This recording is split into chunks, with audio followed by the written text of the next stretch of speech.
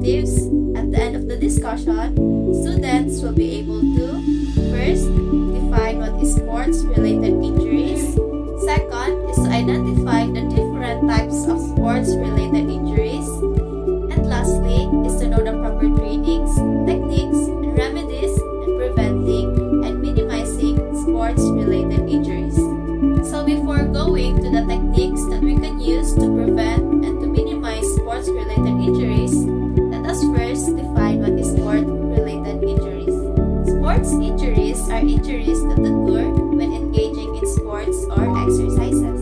These injuries can occur due to lack of training, over-conditioning, and doing wrong form and techniques. Failing to do warm-up increases the risk of sports injuries. And these sports injuries can result to bruises, strains, sprains, tears, broken bones, and such. When it comes to athlete safety, there is no foolproof way to avoid getting injured. But there are many things that you can do to minimize this injury risk. And surprisingly, many of these precautions is not that hard to make. Enable for us to prevent and to minimize these sports-related injuries, it is important for us to know what are the types of these injuries. So since sports injuries happen during exercises or when you are in sports, you are at high risk for these sports injuries if you haven't been regularly active.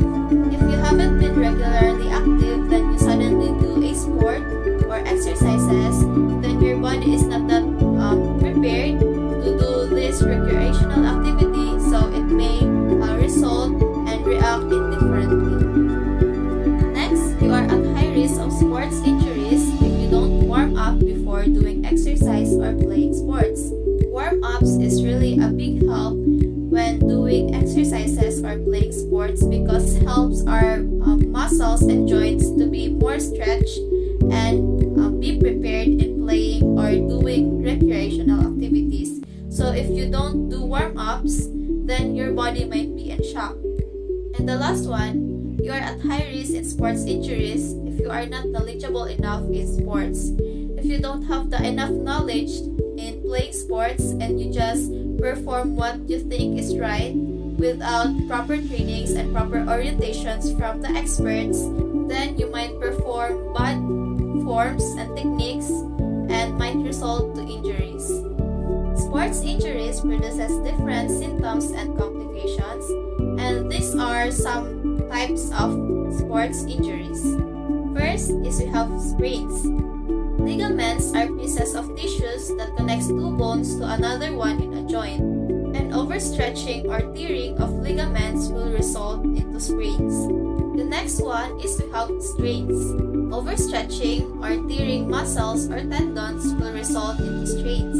Tendons are thick and fibrous cord of tissue that connect bones and muscles. And usually, strains are mistaken for sprains. The next one is we have knee injuries. Any injury that interferes with how our knee joint move are considered as knee injuries. It could range from an overstretch to a tear in the muscles or tissues in the knee. The fourth one is we have swollen muscles. Swelling is a natural reaction to an injury, and swollen muscles can be quite painful and will make you weaker. For the fifth one, we have Achilles tendon rupture.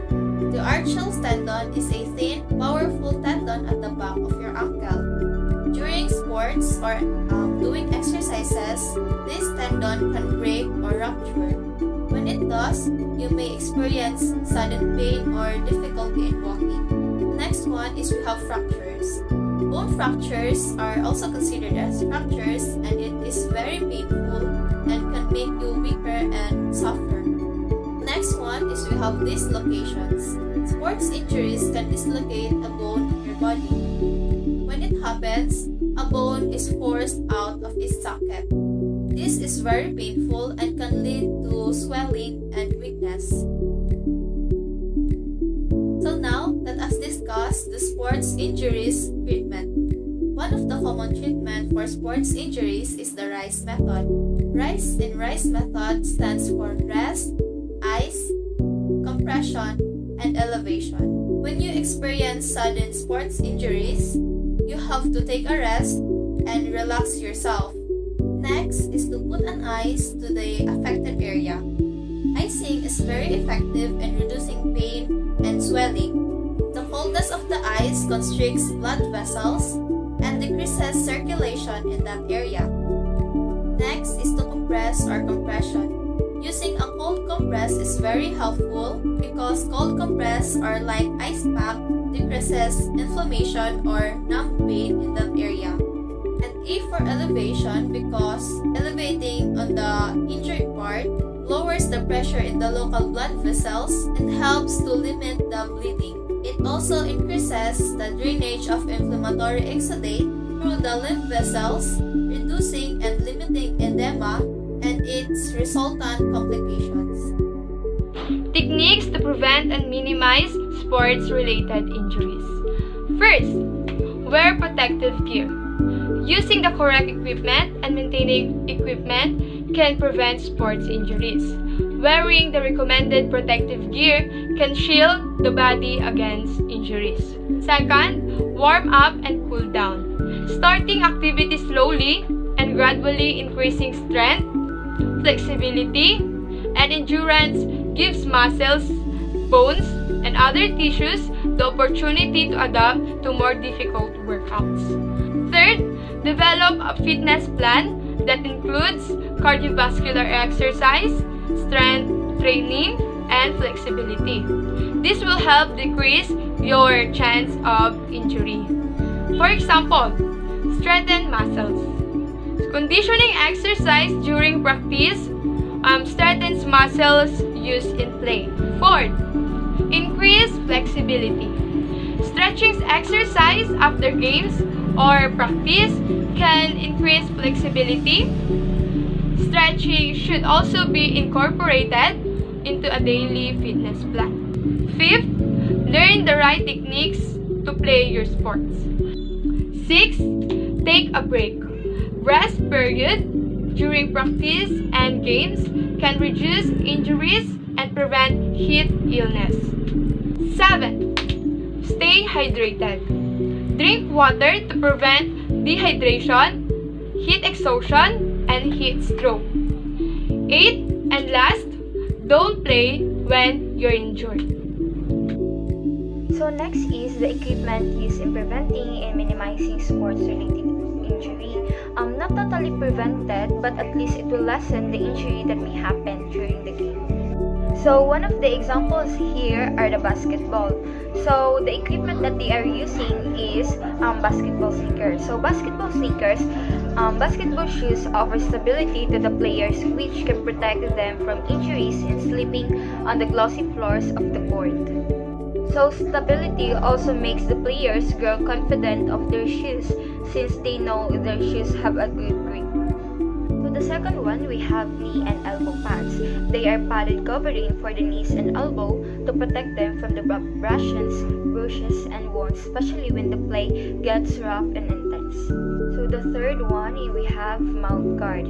You won't be able to flush the victory smile if your mouth suffers a minor cut after that tense fight for the loose ball, or worse, you may be lose a tooth or two and suffer bleeding gums. So for example, if you are a fan of the NBA games, as you can see, all of the players there, they are using mouth guard to protect their tooth when it comes to play.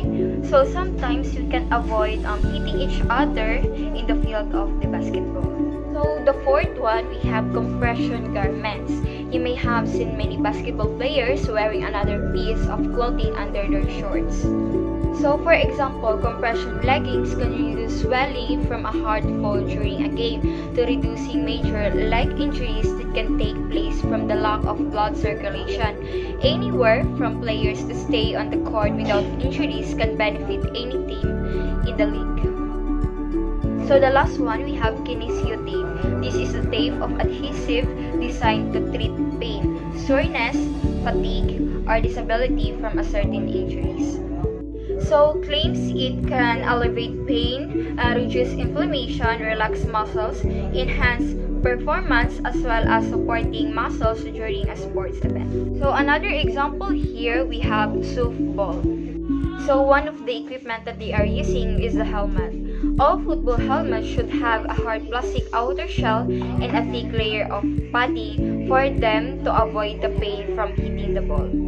So the second one, we have pants with leg pad. Players should wear pads on their hips, thighs, knees, and tailbone. So some of the players, especially to those who catch the ball from the opponent, they put their knee on the ground. By using those pads, it can protect their knees from bruises and pain. So the third one, we have shoulder pads. Football shoulder pads should have a hard plastic shell with a thick padding. So their rule is to protect your shoulder, upper chest, and the back during collisions. So the fourth one, we have shoes. Different leagues have different rules about the type of shoes and cleats, non-detachable or detachable, players can use. So if the basketball players is using mouth guard, football players are using too. So the mouth guard, all football leagues required players to use a mouth guard. Get one with the keeper strap that attaches it securely to the face mask. So lastly, we have athletic supporter with a cap. A cap helps male athletes avoid testicular injuries. So that's all for this video. Thank you.